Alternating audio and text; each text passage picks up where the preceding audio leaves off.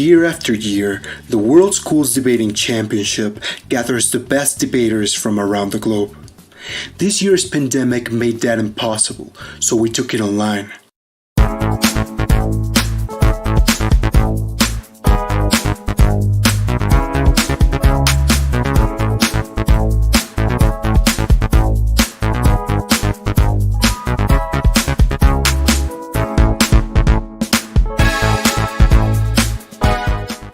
In this style of debate, there are two teams. The proposition team, which is in favor of the motion, and the opposition team, which is against it.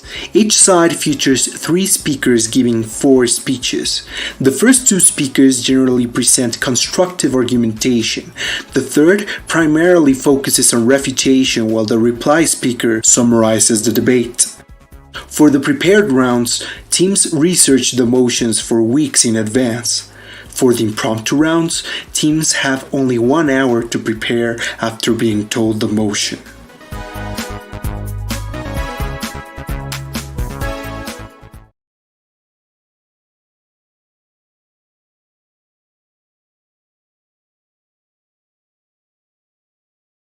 POI, so showing up paper to the screen for me. That would be very helpful. As soon as you start speaking, I'll start the timer. So there's no need for me to, don't wait for me to start the timer. I'll start it when you start. Okay.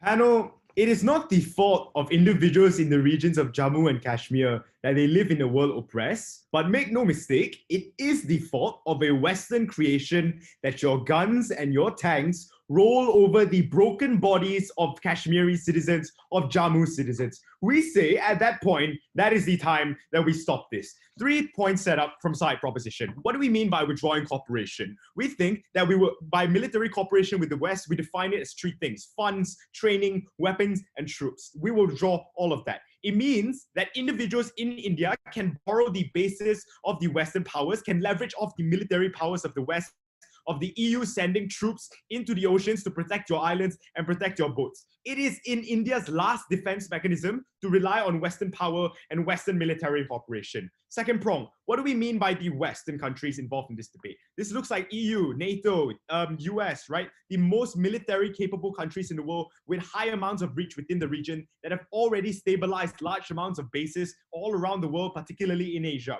Third prong, by special privileges, we will only restore cooperation at the point in which all privilege, not just on paper, but also within the law itself, has been reinstated. We see this as a step and predated program. We will use things like UN watchdogs, investigative journalism to ensure that individuals on the ground have an actual guaranteed rights and being able to restore all of these special rights that you see in the info slide. Then only, and we will also require them to release the leaders that they've abducted from the Kashmiri and Jammu regions. In positioning, we think that we only have to prove 2 things in this debate. 1, that the West has a principal duty to be able to stop this active oppression onto Kashmir and Jammu. And secondly, on a scale, how do we better stop the oppression and the persecution of Kashmir and Jammu? 2 arguments to put forth to you today. First of them being how the very pillars of Western ideals is to rectify the harm that they've caused and to uphold their principles. 3 layers of analysis. Number 1, the West has always positioned itself as a moral bastion. First layer, all of the bodies that the West has created, the UN, things like NATO, all of the other bodies that they want to create to uphold the idea of human rights is directly within the purpose of guaranteeing something of this sort. So if we look at why exactly special rights are so important in the region of Kashmir, we have to understand that these special privileges are literally your right to life if you are a Kashmiri or a Jammu. It means that the most fundamental thing for people to self-actualize is to be able to live in a society in which the people that punish you will also get punished by the law. It means that you are able to fulfill your basic needs of being able to live without fear, without persecution. We say that it's similar to how in Xinjiang, the US imposes economic pressure on China in that region. The Western state to prevent that. It's the literal source of the UN. Say you have a duty to do that. Before I move on, I'll take a POI. To be principally consistent, would Team Malaysia support other extensions of this policy, like stopping US military involvement with the Philippines in order to gain benefits in the South China Sea due to Duterte? Principally, I think we're fine with that. It's all about being able to be morally consistent, but we must understand that within the confines of this debate, you are not fighting for Philippines, you are fighting for the active oppression of Kashmir and Jammu. Second layer of analysis, how the arms and connections are directly used to fuel the oppression within these regions. So you are directly using the arms that you get from the West in order to fuel the oppression within Kashmir and Jammu. We have to understand that there's a huge amount of funds being supplied to India, right? So things like 100,000 AK-47s a year, sending over 50 tanks biannually, right? The current maintenance and the training of individuals in the Indian army to be able to maintain their military superiority within that region. They're not using your arms for protection. They're using your arms for genocide. So while you stand idle by, children in Kashmir and Jammu are being threatened by the ability of the Western ability to cut off your Wi-Fi with the training that you give them, to blow up a school with the tank that you use, to put a gun to your politician's head and maintain order within that region.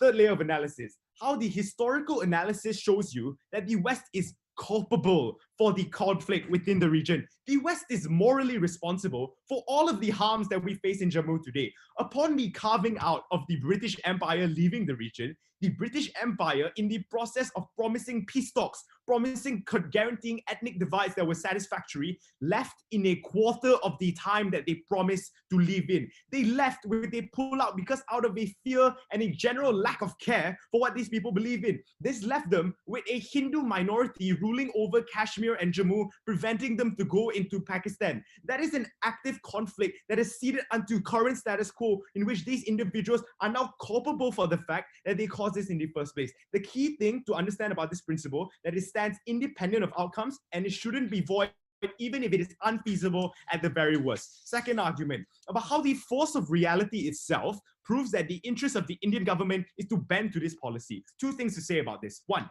why does the West have leverage over India through cooperation? Two levels about this. There is a massive, larger existential threat than the Kashmir and Jammu region.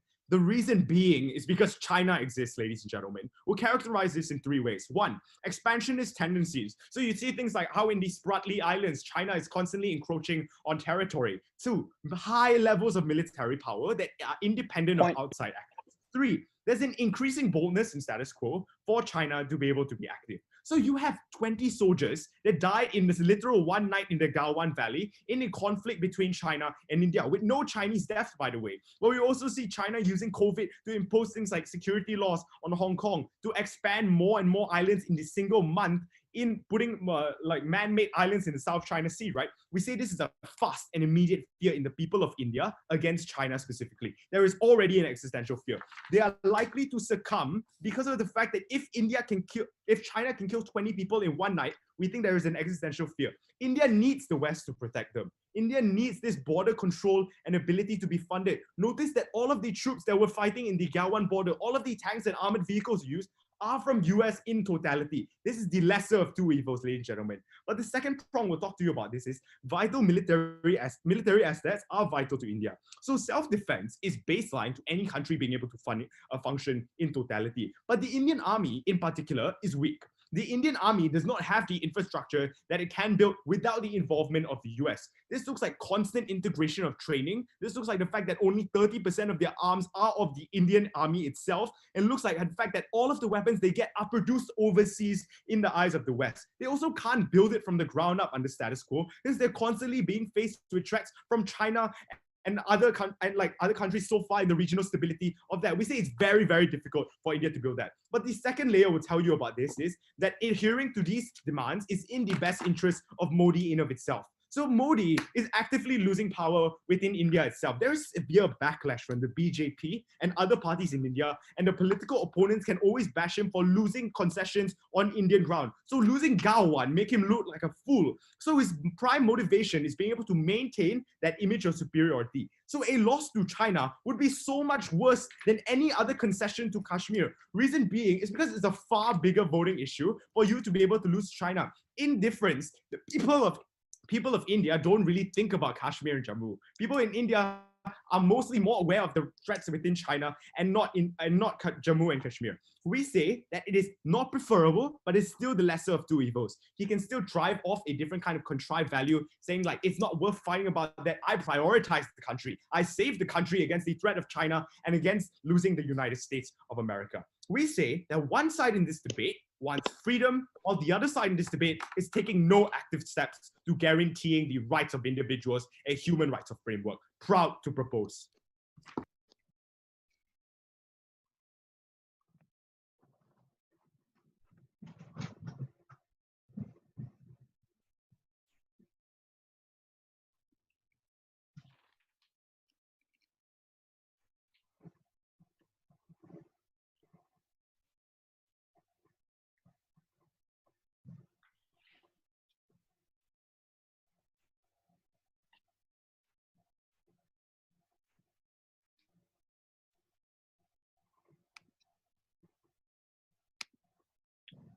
Am I ready to go now?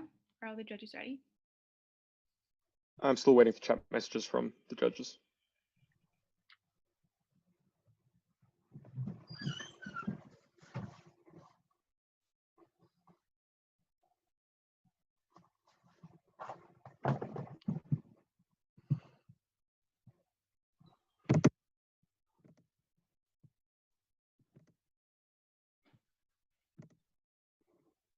Okay, I believe that's everyone.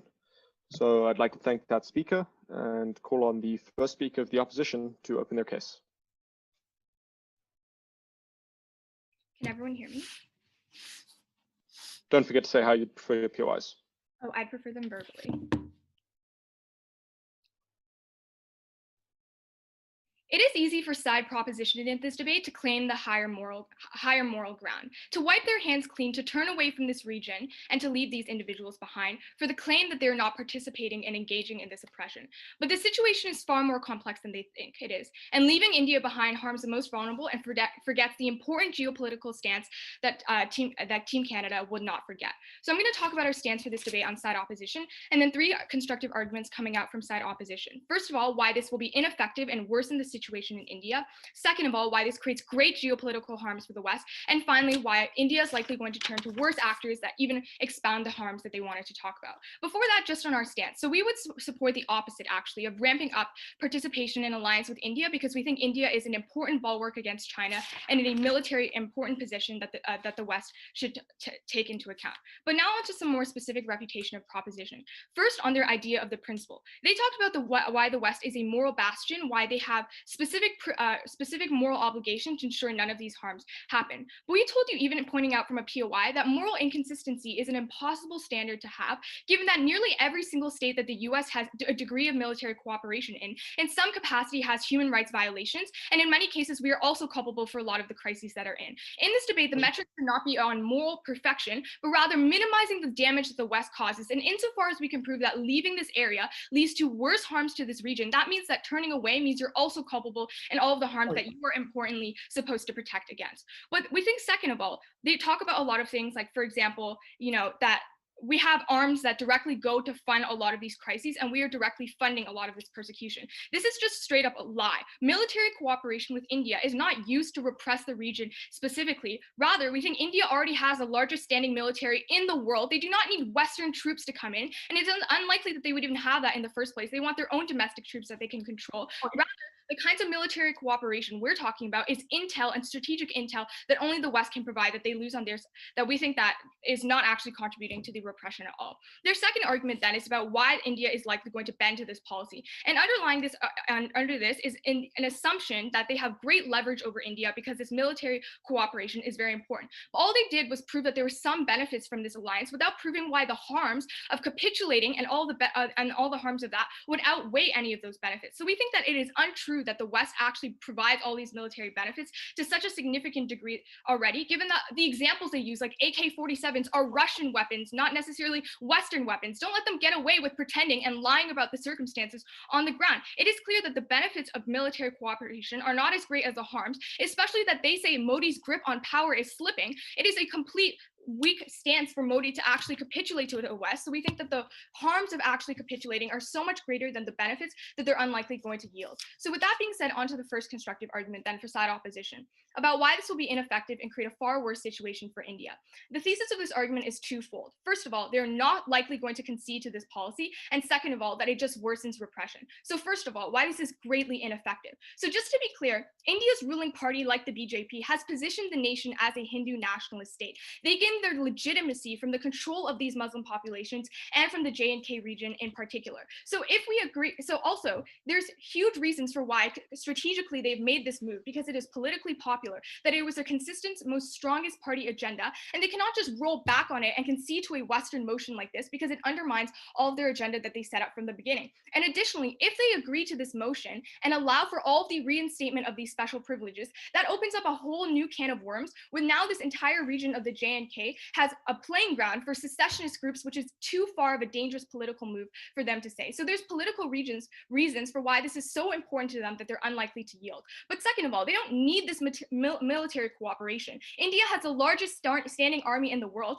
and domestically, they already hugely funded all of the military because they already needed it to resolve border disputes like Pakistan and China. So there's a great number of investment and great capacity of the military that exists independent of the West. And importantly, they also have nuclear weapons. So there's no reason as to why individual nation of India actually needs USA in any sort of way. But the second part of this argument is that you actually worsen the repression of the very minority groups that they care about in this debate. Because at the point where the West is literally threatening to withdraw military cooperation and putting India in this weak spot, this is not going to lead them to back down and stand down to the West. In fact, the BJP more than ever is going to want to cement control and power and to show power and do everything they can to avoid weakness. So this looks like crackdowns on the very regions that they're talking about. And you can make life significantly worse in these regions. We think there's reasons in the status quo for why conditions may improve in the future, why India may want to provide, for example, free internet access and try to open up and stir up the economy again. But at the point at which there's such a great threat in this region of potentially opening up, giving them all these privileges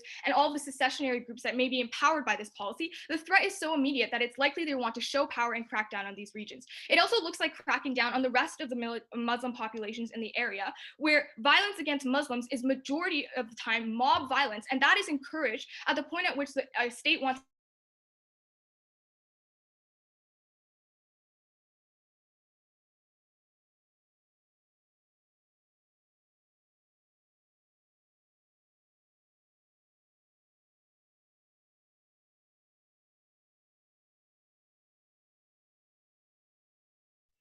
Okay, we've lost the speaker at approximately 5 minutes and 30 seconds. I'll reset my timer there in a second.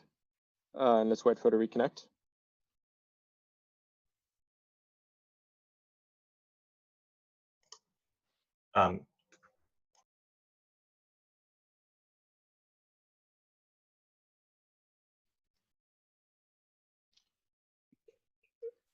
it seems Is someone? Oh, the hi. but I'm using the data from my phone. Okay, so I think Paul Smith is saying the last thing that we got was a point on mob violence. I agree with that. You were at about 5 minutes and 35 seconds. So I'm going to restart my timer as soon as you start speaking. Okay, cool. I was at around 5:40-ish at this point on my clock. Sorry for the inconvenience. This is a very strange timing, but No problem. I saw 5:35, so I don't think 5 minutes makes 5 seconds makes the biggest difference. I'm going to start it from there, and just let us know. okay, cool. Before I move on to the second argument, then can I take a POI from side proposition? The harms of crackdowns are already status quo when there are massive killings of innocent Muslim individuals within the status quo. But most importantly, if you concede that the BJP party is going to concede some stance on Hindu nationalism if you cooperate, why then isn't it more effective to have hard pressure on our side of the house? Okay, I already proved why there are some reasons for why it may get better in some way for economic benefits, but at the point when you put them in such a corner, it's unlikely they're just going to bow down and take this weak stance to the West for all the reasons you talked about Modi losing power. So on the second argument then about the geopolitical harms to the West. So what is clear, although India does not benefit as much from the military, the West asymmetrically benefits from the military cooperation with India, and you lose a lot of benefits from not being able to cooperate in this area. So first of all, there are interim harms when you withdraw military cooperation that will indefinitely incur if India does not agree to this policy, as we pointed out in our first argument. But in the long run, we think this harms our alliances and our possibility of deepening our relationship with India, because India is not going to want to deepen any military dependence with the West at the point when at any point they can withdraw once again, and it will become immensely domestically unpopular, given that the West is likely going to be viewed in a very bad light after trying to force changes onto a nation that doesn't want those changes. This harms the West in two key areas that are of great geopolitical importance. So first of all, in the area of Pakistan.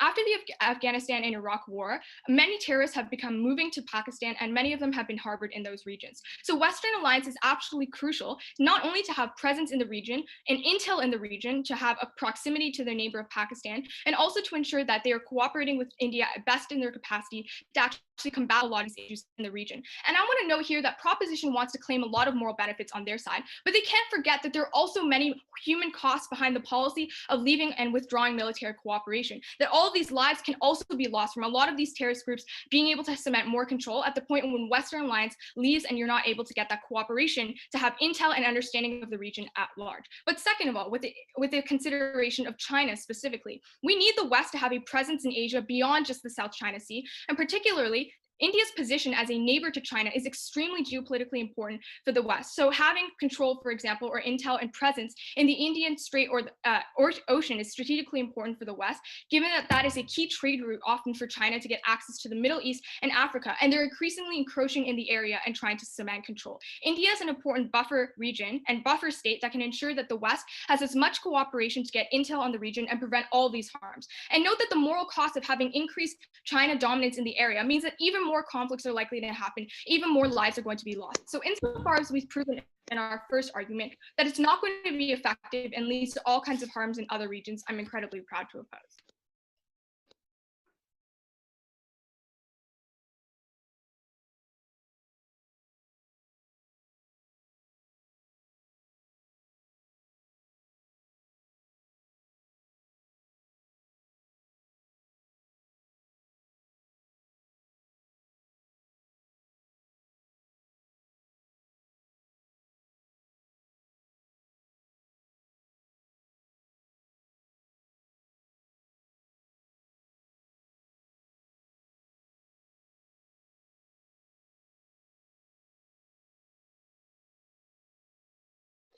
Just while we're waiting for the judges, Canada, the other speakers on Canada, please just kind of monitor your teammate, and if she drops out, just let us know, okay? Because she might not be able to tell us when she's not speaking. Sorry, we were just discussing if it would be possible for me to shift into reply because she's concerned her data will go out again. You're the second speaker, right? Yeah. Yeah, I believe that's fine. We've got Okay. Cap here, but I think, let me just get a confirmation. Paul or Josh, is that, or any other Cap member, that's okay, right?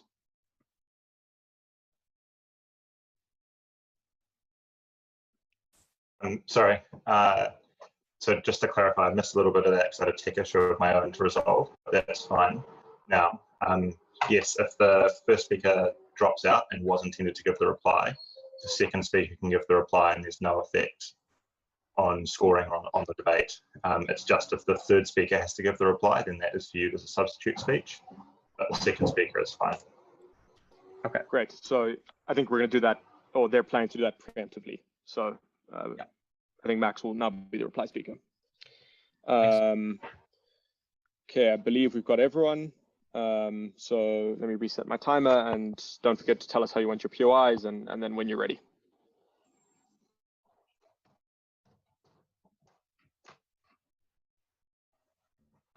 Hi, can I be heard? Right, great.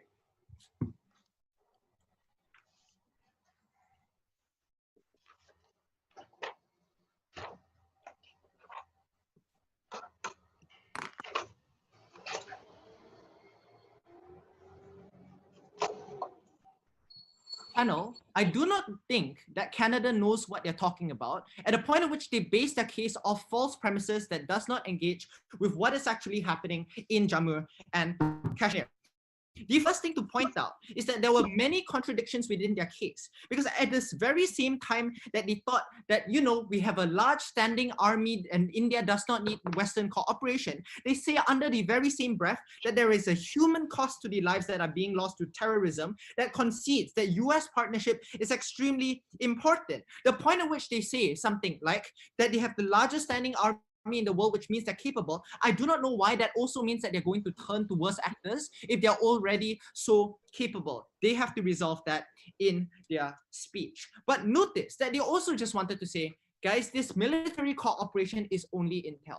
Is this true, Mr. Speaker? Because I think that they did not engage with the facts and statistics and analysis that Jerome told you in regards to how the entirety of the West, NATO, the EU, and the United States is one of the top 3 in-funders and military partnership to India in the form of funds, training, weapons, and troops, and the fact that they use the naval ships and bases that the military of the United States uses in order to help Indian troops on the ground to gain leverage into other areas that are geographically proximate whatsoever. They cannot just say it's just intel, because it is obviously not the case.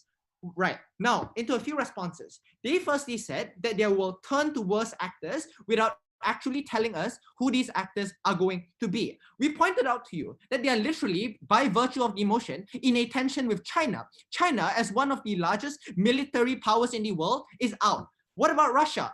Russia is literally one of China's strongest allies and is partnered in many things such as the BRI and military cooperation. The point at which Russia or another superpower in that regard is going to concede to India is not a feasible point, at which we already told you that their interests are diametrically opposed. But even if they say that, notice that the Western states and armies that NATO's currently provide are far superior. That is, in things like the high quality and the numbers of weapons that they can currently provide. So the United States and Europe are currently the main contributors of all these funds and arms towards India. I do not see how exactly China or Russia is going to be a better actors in this regard. But as I pointed out earlier, if it is true that India is indeed already the largest standing army in the world, why would they have to turn to other actors? They have to resolve this tension in their case. What did they then say?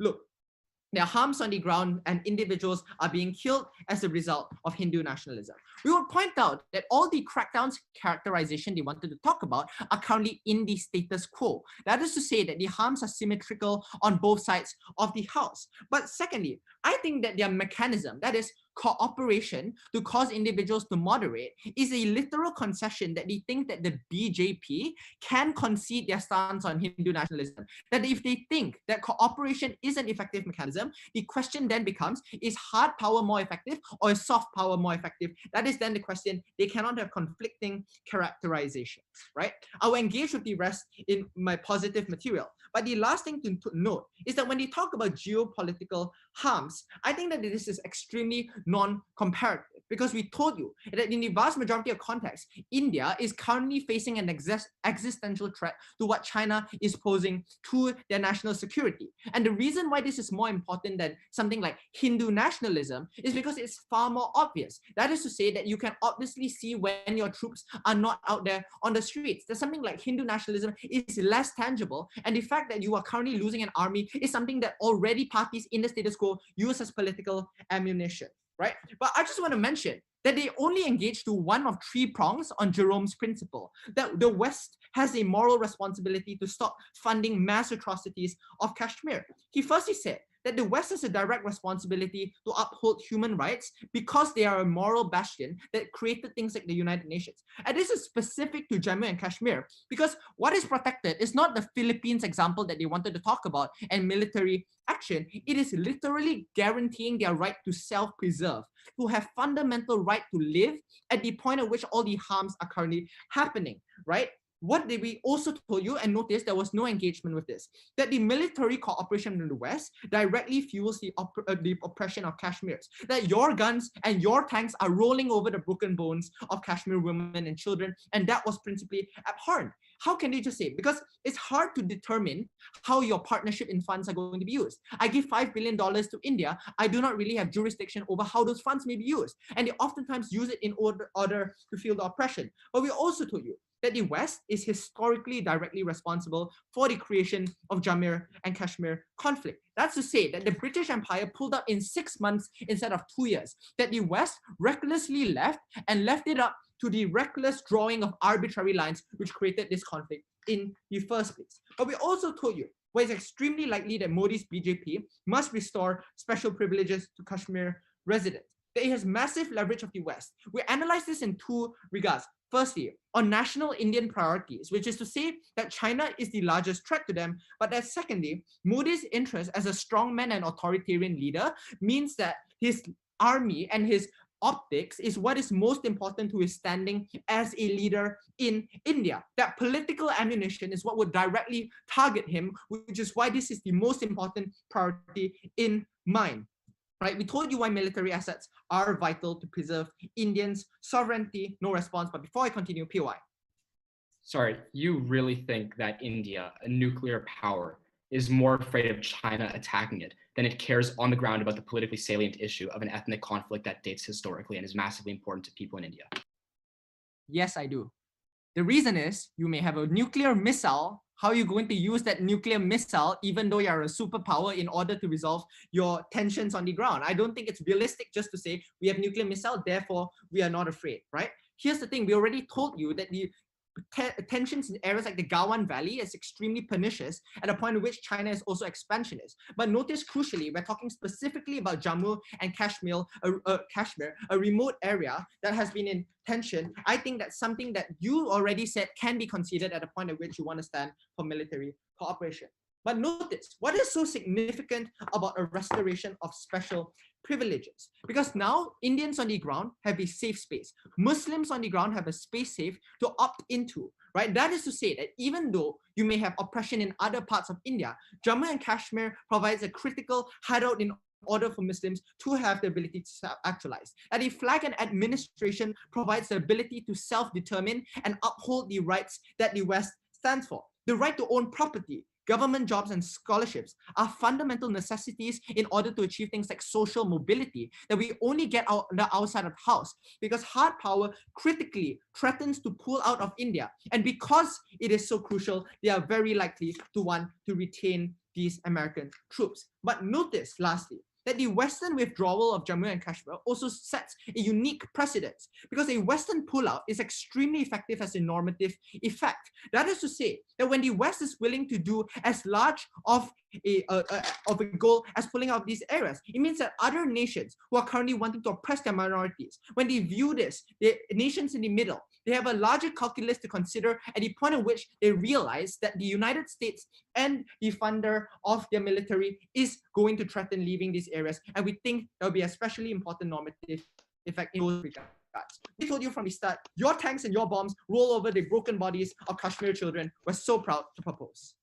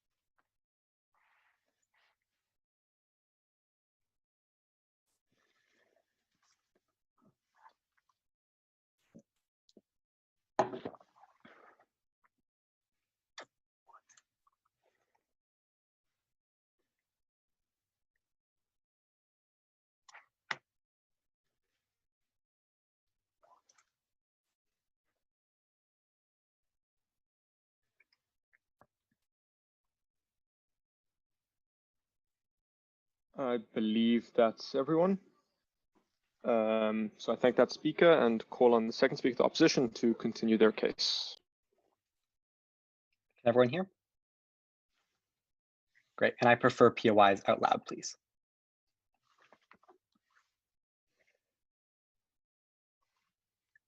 It might make us feel better to know that we've washed our hands of what's wrong in the world. But we knew from the start that Proposition's moral victory in this debate was paved over the lives of the most vulnerable, and that's why we're proud to oppose. 3 questions I want to ask. First of all, in principle, is this a justified policy? And I'm going to note that their principle is in many ways actually contingent on practical outcomes, given that moral outcomes are basically just the level of oppression that is happening in a state. If we can prove that that gets worse, or that security cooperation, which endangers more people's lives around the world, is violated, then other people's rights to security, to property, to all the things that are protected in Kashmir status are out the window.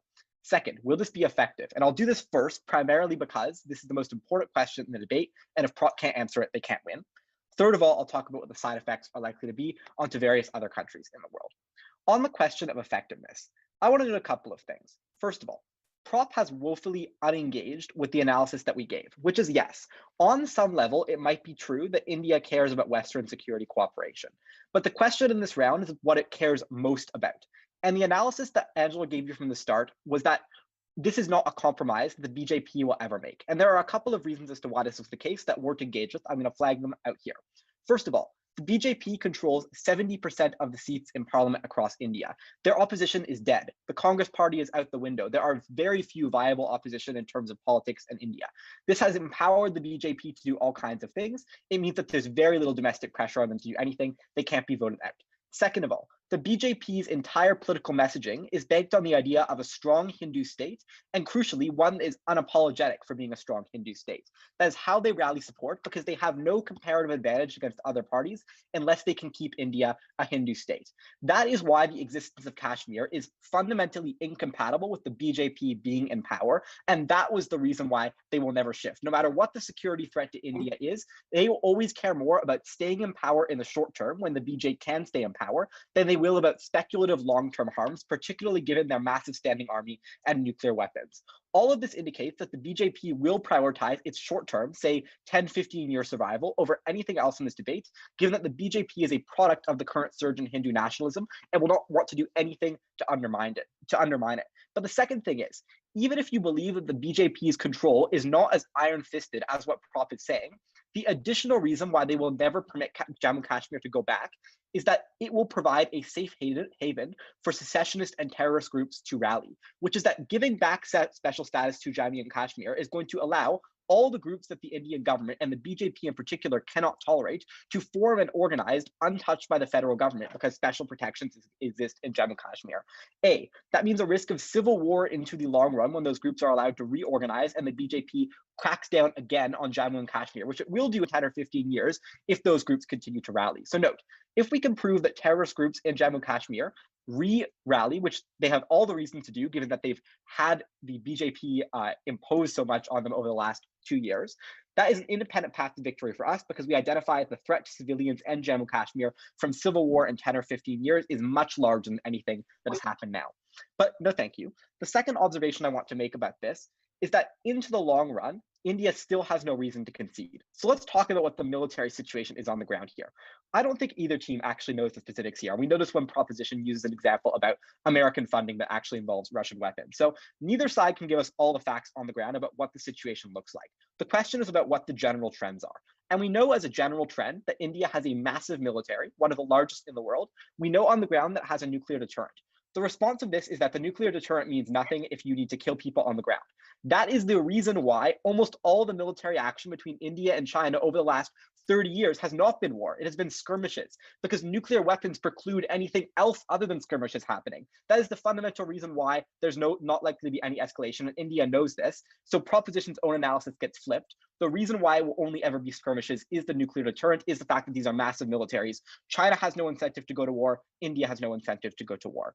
So therefore, the military leverage that the West has over India does not matter that much to India. And where it does matter, it only matters on a perceptual level, i.e. it makes India look weak to have its power pulled out from it. So the question is then this: is the perceptual harm of being ignored by the West and potentially having lesser trade links with them bigger or smaller than the perceptual harm of having your basic entire political agenda, the thing that you base your political legitimacy on as the BJP, torn to pieces? The answer is clearly that the BJP will not make any substantial changes and that it will continue to oppress Muslims, not just in Jammu Kashmir, but all across India. But second of all, what if this policy works? That is almost more terrifying, and we noted that from first and got no engagement.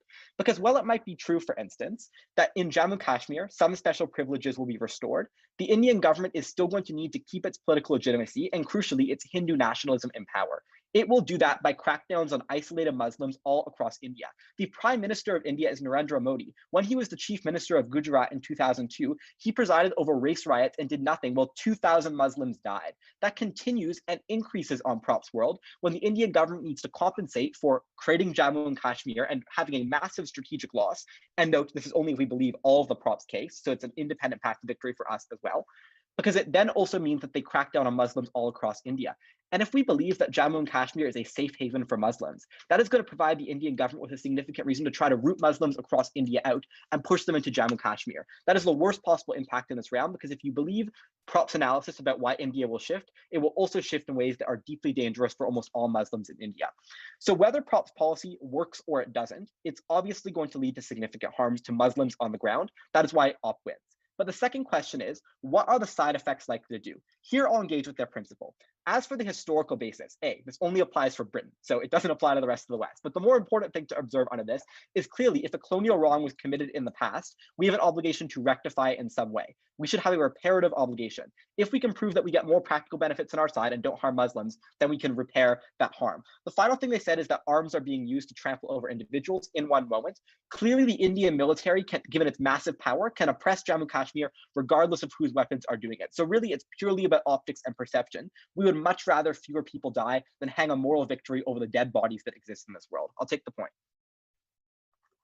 So you want to defend a counterfactual of cooperation to save innocent Muslim lives. But if it is true that they will also concede the perception that the Hindu nationalist state can never concede on their Muslim stance, how did you get this outcome on your side? We never proposed that it would solve anything on our side to have cooperation. Our sole argument was that economically integrating India and keeping it as an ally creates a side constraint on what it can do, given that it has reliance and allyship on arms sales, if that's true, and on economic relationships. The harm here is that India, when threatened by the West, will disengage from its economic relationship with the West, seek alternative actors. They say Russia is unlikely. We'd say that Russia has pretty much its own Jammu Kashmir in the form of Chechnya. And if arms sales are as necessary, Russia sells arms to pretty much anyone. So we suggest that given that they sell arms to countries that China doesn't really care about or have an allyship with, they might do it in either world and fill that gap. But the more important thing to observe under this is that permanently, the relationship between India and the West will be damaged. You have no leverage into the future because India will disengage. And more crucially, in terms of the side effects, you have more repression throughout the rest of India. If it's forced to create this concession, the BJP will spend the rest of its time in power continually trying to make up for it, trying to oppress Muslims in every other possible way. And the leverage to deal with that problem is disengaged, given that once it's made this concession, India military cooperation with the West will drop out. Finally, India is clearly an important actor. If you don't care about any of the practical in this round and it all washes out, we should care about info sharing, arms sales, etc., insofar as they allow us to kill terrorists who've been harbored in Pakistan, and insofar as it allows us to create a bulwark against China. For all those reasons, Prop has no efficacy, and terrifyingly, if they do, they only harm the most vulnerable while looking away.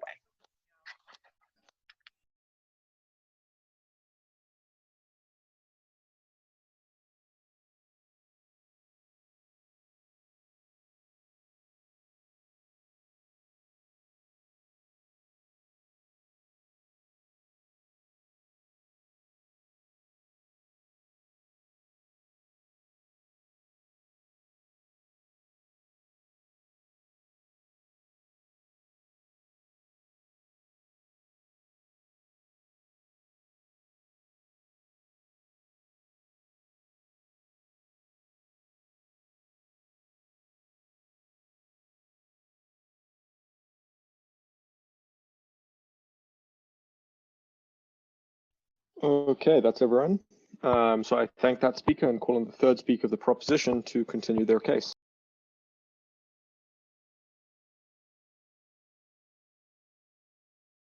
Am I audible? Thank you.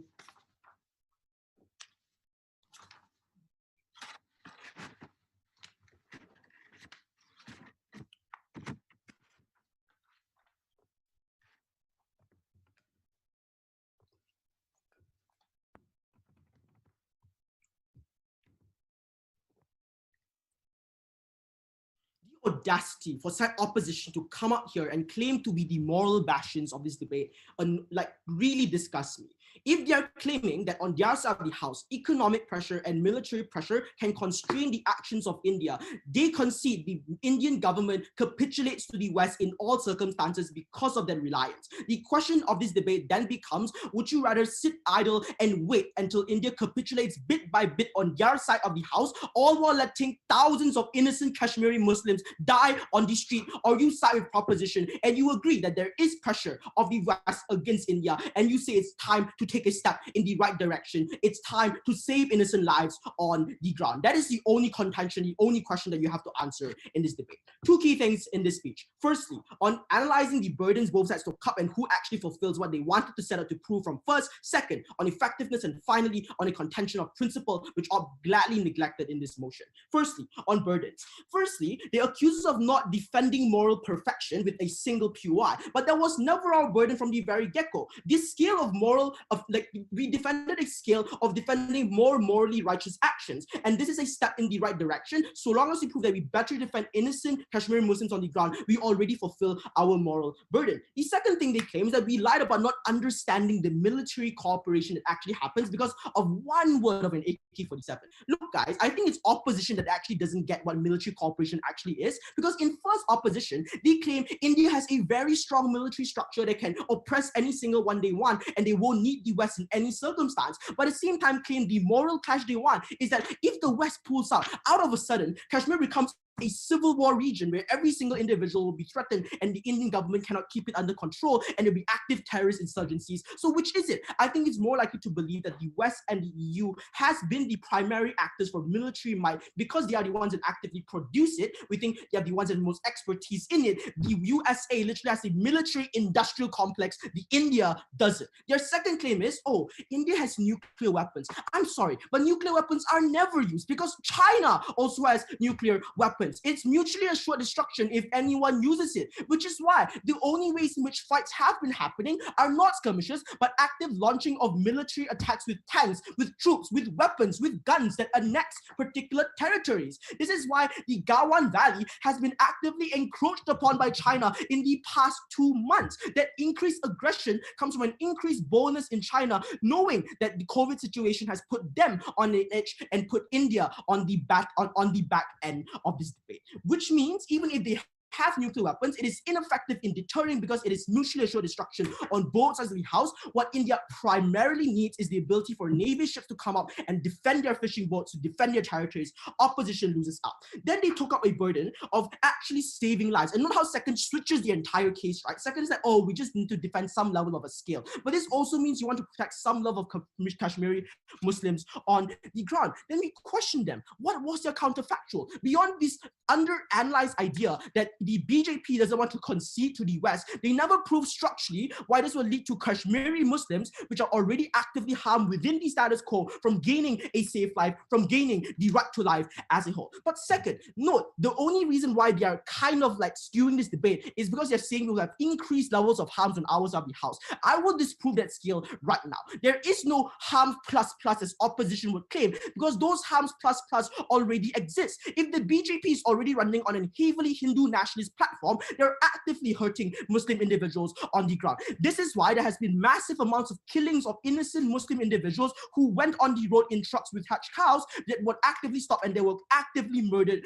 on the street in Kashmir. The reason why people are able to get away with this within the status quo is because India made Kashmir a no longer autonomous region. They made one of their most influential religious leaders a leader in that nation and a leader in that territory, so they could impose laws, so they could not prosecute and punish individuals who have wrongfully killed innocent Muslim individuals. There is no harms plus plus as opposition would claim. It is only harms on their side of the house, and we reduce those harms on side proposition. Firstly, on effectiveness. Note, opposition has contradicted themselves with their mechanism of change. They wanted cooperation so Modi can change his stance without conceding his strongman image, right? What does this concede? This concedes that Modi can change his stance on oppressing Muslims in Kashmir. This means they dilute the importance of their singular response towards our successful mechanism of change. Because Indians in India don't really care that much about Muslims and the Kashmir region, this is why we're likely to have this. We think this is specifically the case for the motion. Because firstly, Kashmir was an independent region for a few decades and the past. It was only until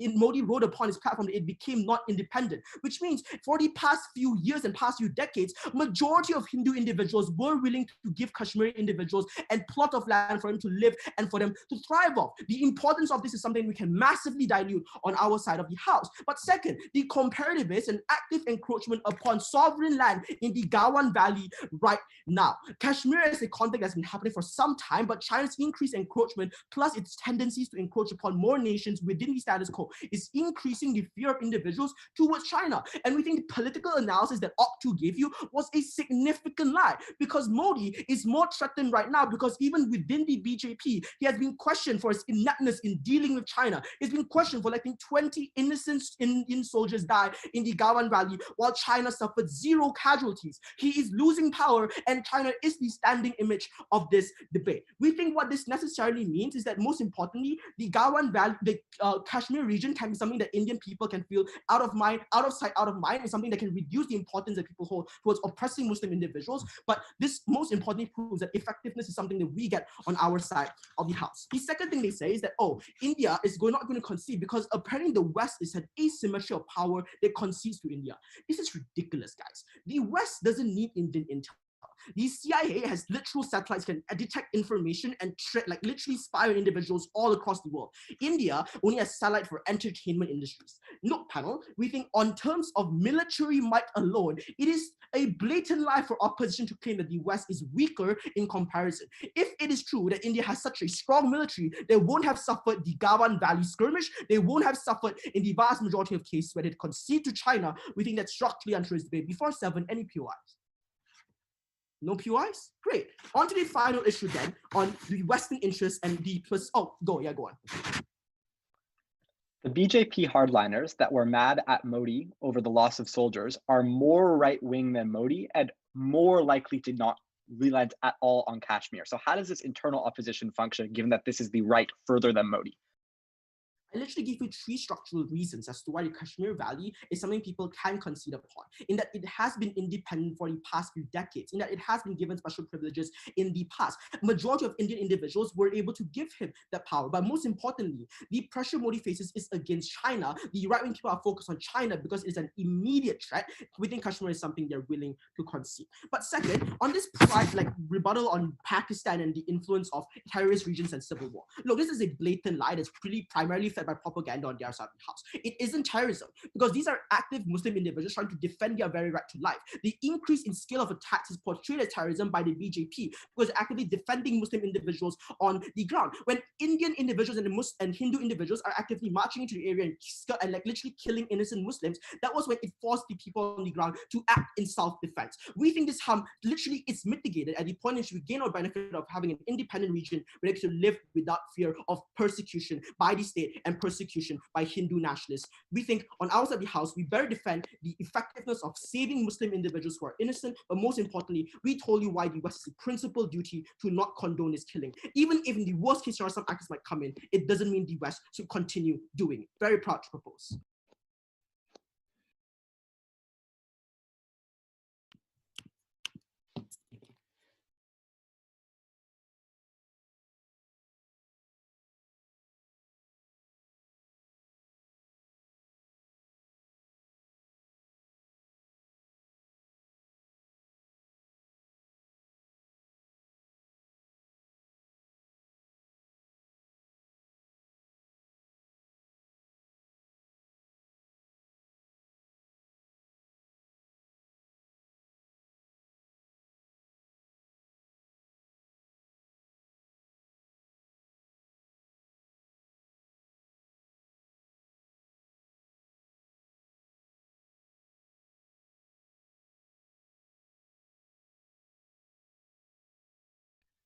I believe that's everyone. Just give me a second to reset my.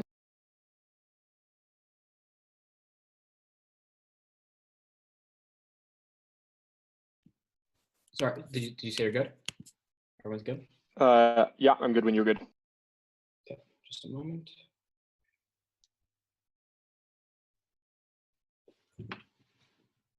The problem with relying on tensions to refute our case is that if I point out that they're not tensions, much of the responses from proposition fall immediately. Our claim was never that we moderate the BJP by cooperating. Our claim was we cannot moderate the BJP. There are overriding reasons why the BJP will be aggressive or will not be aggressive, making most of the harms in this debate symmetric. The difference between the two sides is twofold. One, you anger the BJP, force it to gain its legitimacy in other ways that are going to be more pernicious and more destructive. And B, you harm all other broader Western IR objectives that we think are generally beneficial. Proposition cannot keep strawmanning our arguments by pointing out fictional tensions that do not exist. I'm going to chat about three things. One, the effect on India's behavior. Two, the effect on broader IR objectives. And three, the proposition principle. Firstly, the effect on India's behavior. The proposition push and the key contingency of the entirety of their case is that India is sufficiently reliant on the West to capitulate. Let me analyze the reasons that we get from proposition. Reason one, the Indian army is weak without the West, it needs weapons, etc. Two responses. One, the Indian army already has a huge standing military. Crucially, if proposition continues trading with India, India still has the same capacity to fund its military and gain massive military power as a consequence. Not only is that a reason why their principle falls, by the way, because they're still complicit in the harms of funding the military that does all the bad things, but it is also a reason why the Indian army will not crumble and why the proposition rhetoric was a mere lie. Response two, they can turn to Russia instead for future weapons. Note, Russia also dislikes Muslims due to Chechnya. The problem is Russia's weapons are less precise and more harms are likely to occur if India uses them. Now, India doesn't care about the fact they're less precise because they don't care about civilian casualties, but the people on the ground definitely do care about them. Their response, well, Russia doesn't want to take an oppositional stance to China. First of all, oftentimes weapon sales are done through private companies so that countries like Russia avoid the massive harm to legitimacy. See the fact that Russia funds private military contractors and doesn't suffer massive legitimacy harms as a result, and that it oftentimes funds sides that are oppositional to China with no meaningful backlash from China. So yes, India can fulfill its capacity through other alternatives, and no, therefore, the West doesn't have the leverage that Team Malaysia pretended they didn't. The second claim from proposition is Modi losing power, even if perceptually, to China, is a bigger voting issue than Jammu and Kashmir. I think I have roughly 5 responses here. The first thing I want to say is that the majority of India wants to solidify control over J&K. Polls show that this is one of the primary voting issues in India for the vast majority of people. And note, this is the most politically salient issue because it revives strong ethnic tensions that matter to the people on the ground for historical reasons, compared to the relatively dissociated conflict of China. That leads me to my second response. China doesn't pose an existential threat to India. No, thank you. Why? The fact that India has nukes is a reason why conflict will always be limited to border skirmishes. And note, even when those skirmishes happen, the BJP doesn't lose its legitimacy. It just fights back and antagonizes China and uses that as another rallying cry. So there isn't a massive harm to the BJP's legitimacy, even if there's a harm to Indian people. You cannot conflate the two. Proposition's conflation was disingenuous. They say China has nukes too. Yes, but conflict that will happen is border skirmishes, because China still fears that if it oversteps its boundaries, India might be irrational enough to react with its nuclear weapons. Response 3, even if it is true of public opinion that they care more about China than Jammu and Kashmir, the BJP's legitimacy is banked on Hindu nationalism. The BJP cannot become another Indian National Congress because then they lose their comparative advantage in politics. They have nothing else to win on in local elections anymore when they are no longer, no thank you, the Hindu Nationalist Party that rallies its base on that ground. So even if they prove that the public cares more about China, that is an insufficient condition for proving that the BJP cares primarily about it, because even if the BJP did, it can no longer win elections because it has no other comparative advantage in domestic politics. Fourthly, China is on its peaceful rise, no thank you, and is unlikely to aggress against India in many cases. Obviously, there are conflicts. The point is, it is unlikely to overstep its boundaries in massive ways. China needs support from South Asia. It needs support from Southeast Asia. It needs support from Africa, for the BRI, for countries to accept it, for them to see them as benevolent. And that is a reason why, no thank you, China will moderate and be not quite as aggressive as proposition thinks it will. Response 5, even if BJP cares, no thank you, you need to look at how media narratives are going to play out. The media narratives are not going to be about the West leaving. They're going to be about fear-mongering of Muslims in Jammu and Kashmir. That is going to be more politically salient, especially because Modi is already dissociating himself from the West, from actors like Trump and other actors in the EU. The narratives, no thank you, are framed top-down by the media and are likely to be used by the Hindu Nationalist Party, no thank you, against Muslims and not against China. But now, what were our reasons why BJP won't capitulate? Because they don't want to give up Jammu and Kashmir, because then militant groups gain a free base from which to attack India.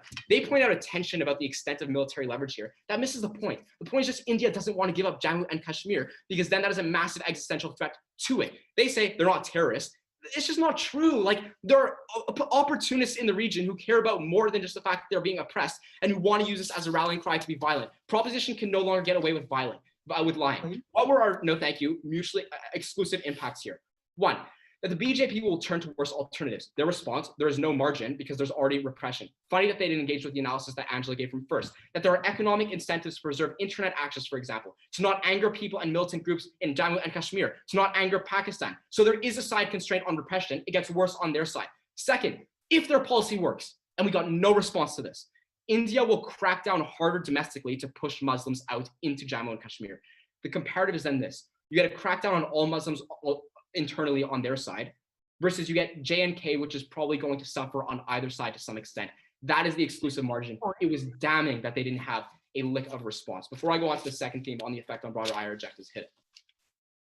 I think you overplay the argument of backlash. Even in majority Muslim state like Turkey, the power of the EU caused Turkey to literally over-radicalize on secularism and ban the hijab. Why wouldn't the power of all Western states and their combined interests of military cooperation, even economic cooperation, force Modi to moderate to an extent and allow Kashmiris to live?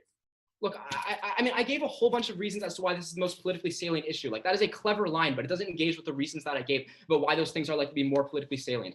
I get on to the second theme now on the effect on broader IR objectives. I mean, what we told you is that one, if they do not capitulate, you lose all military cooperation. Two, India is going to be less willing to cooperate with the West in the long run because the fear of creating dependency that will make India a pawn to the West again and again when it has to bend over to its demands. Then we gave you harms, that you cannot kill terrorists in Pakistan. They say CIA has info anyway. Yes, no thank you, protect it. India, they have info because of their connections with India. Second, the fact that there's a presence in this Indian Ocean that blocks China's access to the Middle East and Africa, that blocks their ability to gain access to massive oil reserves and become independent. No response whatsoever. The implication is simple. Most of their harms on Jammu and Kashmir wash out. They sacrifice the ability of the West to win on a whole bunch of other desirable IR objectives.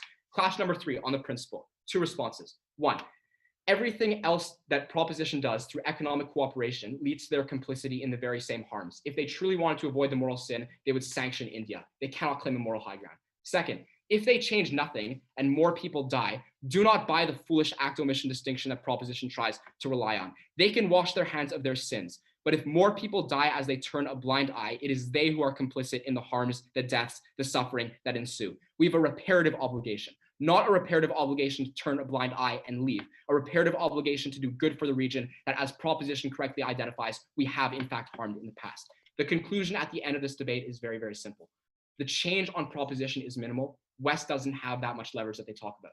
They make the situation worse for Muslims in India, for Muslims in Jammu and Kashmir, and they ruin desirable other economic and environment and political objectives abroad. On all those grounds, I'm very happy to oppose.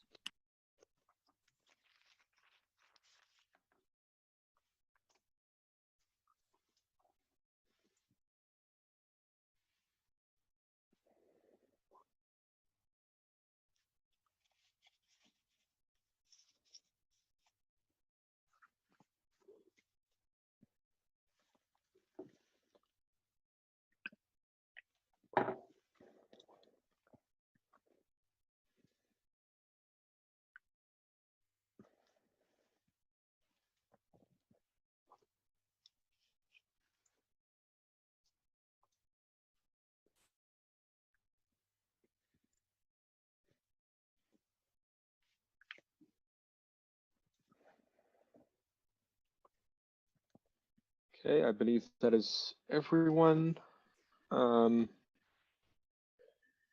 Thank that speaker and call on the opposition reply. Everyone's still here? Great. Last year, when Narendra Modi's BJP made the choice to impede on the special privileges of Jammu Kashmir, they knew the risks. They knew they could be sanctioned. They knew there could be international condemnation. They knew that Prop's policy could be a likely outcome. But the reason why the BJP still chose to go ahead with this oppressive act is because they knew what was always more important was the political narrative. They knew it would always benefit them more in the short term to keep Jammu Kashmir down, and they knew the consequences of allowing it to exist as a free state would only provide a circumstance under which opposition to the BJP could foment, under which secessionist groups could rally, and under which terrifying war could happen for India. For all of those reasons, we knew that Modi would not capitulate, that no matter what incentives you throw in front of India, economic, military, the BJP's sole objective is to make India a Hindu nation, and that anything that would undermine or make the BJP look weak removes their sole source of legitimacy. So at this point in the debate, then, what we've managed to prove with a significant lack of proposition response is that there's no going back for the BJP. They've committed to making India a Hindu nationalist state. They took the massive risk of going in and shutting down the internet and putting soldiers into Jammu Kashmir, and they knew what the consequences would be. That shows their decision-making process, and it shows how dire it is in India. But we also knew the solution was not to turn away. We knew that there were benefits to the West and to the world in terms of security, to stop Pakistan from harboring terrorists, to prevent China from becoming more powerful and harming Southeast Asian states in the region. The principled language of proposition was not enough to deal with this problem. On the first question of whether it would work, there are a bunch of small one-off objections that Prop was able to give in this debate. The first thing they say, and this is very odd, is that Jammu Kashmir was independent for a long time and Hindu nationalists dealt with it. This is an argument for our side. The Hindu nationalists never had political power in India until the BJP rose in the 2000s. The fact that Jammu Kashmir existed under those conditions indicates that when Hindu nationalists are in power, Jammu Kashmir becomes fundamentally incompatible with India. So yes, it could exist in the past, but the BJP didn't exist in the past. Now it does. That's the new India, and Prop never reckoned with that. They then try to strawman our case by saying that our stance from the get-go on Team Canada was that we want to cooperate to change Modi's incentives. But we never even made that argument. We never made the claim that it would be security cooperation that would shift the incentives of the government, because we knew from the outset that it will remain a Hindu country. The point was simply that cooperation is likely to be the lesser of two evils. Sure, we don't change incentives in the government, but at least we managed to get information sharing. At least we managed to have an ally in the region so we can have more intel on China. Their response to this is a one-liner, highly flimsy, and doesn't stand in the round. They say, the West has satellites, so we don't need to care about intelligence in China. The reason why all of Prop's examples work, the stuff about the Valley, for instance, are because the Indian government sent out reports on this across the world, because they're part of intelligence sharing areas like Five Eyes, for instance, which they directly cooperate with. India's intelligence and military operations are crucially important in terms of having a deterrent in the region. Crucially, because China has been sending more destroyers to the Indian Ocean, as we noted. And their reason for doing that is to undermine Western trade with all of the other Southeast Asian states and African nations, and to continue their rise of power in Africa. So note, if there are more terrorist attacks because Pakistan harbors terrorists and Indian intelligence does not have sharing with the West, if there's more of a rise of China, which leads to more people being harmed by their various actions through One Belt, One Road, that is a win for our side. And even if it's a marginal one, it's still a win. So what remains at the end of this debate is a flimsy principle about historical wrongs and about reparative obligations. We proved that we deal with that better on our side. What we need to take away at the end of this debate is this. As much as proposition is going to try to manipulate language and statistics, there's no going back for India. It is what it is. The West can turn our backs on India, or it can do things that won't have the same risk for Muslims. That the risk of continued crackdowns when the BJP needs to regain legitimacy. So instead of repressing Jammu Kashmir, it has race riots like what Modi presided over in 2002. That the risk of war going on between secessionist groups that use J&K to gain power and re-rally and lead to flat-out civil war in India is a risk that we ought to care about in this debate. So the Prop case becomes washed out. We have significant impacts standing by opposition that they've yet to engage with, and Prop reply is too late. For that reason, we refuse to turn our backs no matter what proposition says.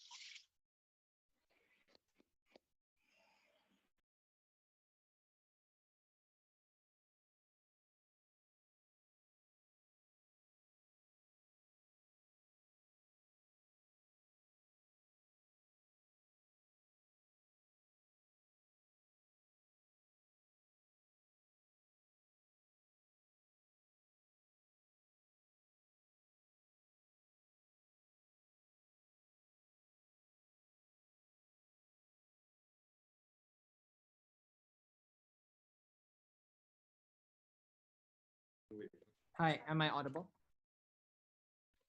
Yes, just wait a minute for the panel. I'm so sorry. Okay, I think we're ready. So when you're ready.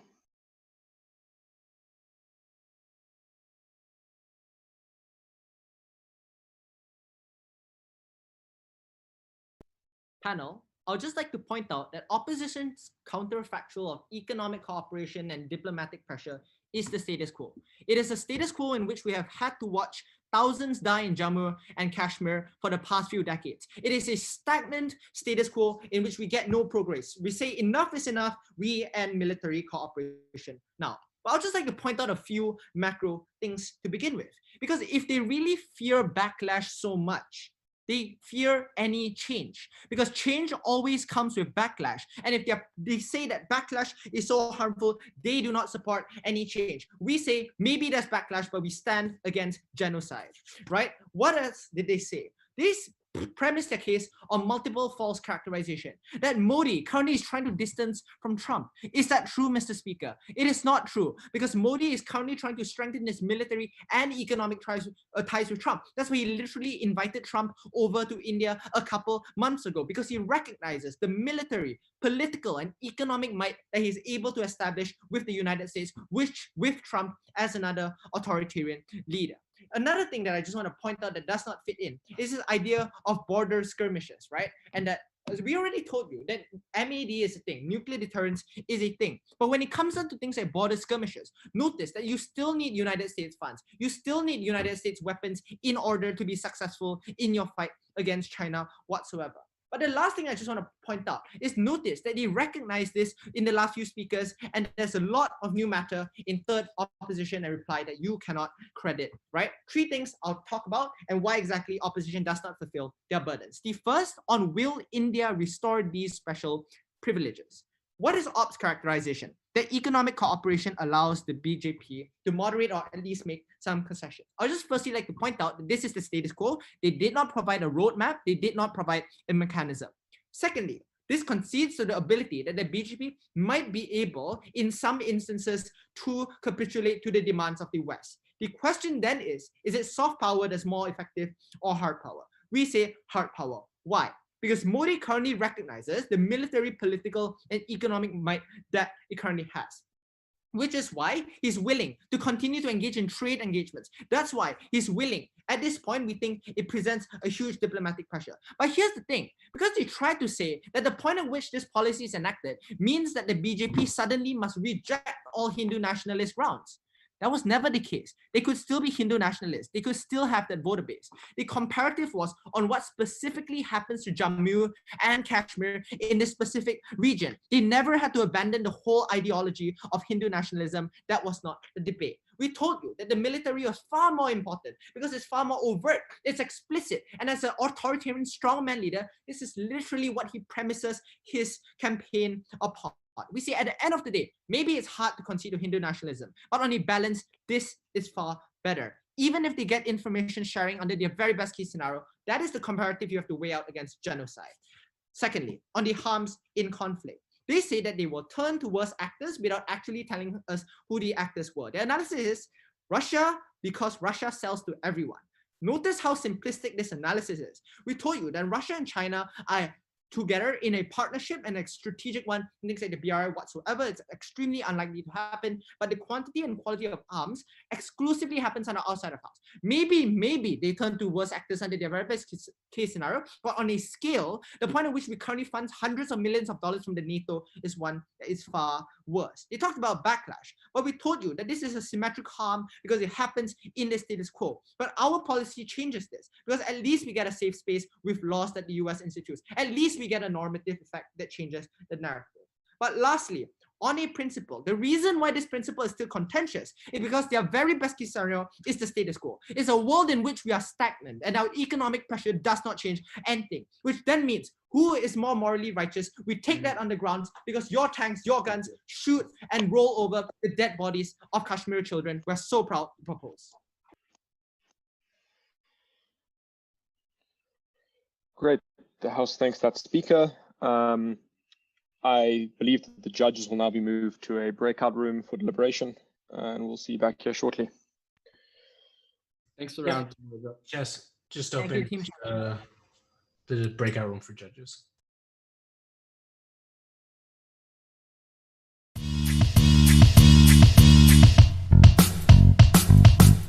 Year after year, the World Schools Debating Championship gathers the best debaters from around the globe. This year's pandemic made that impossible, so we took it online.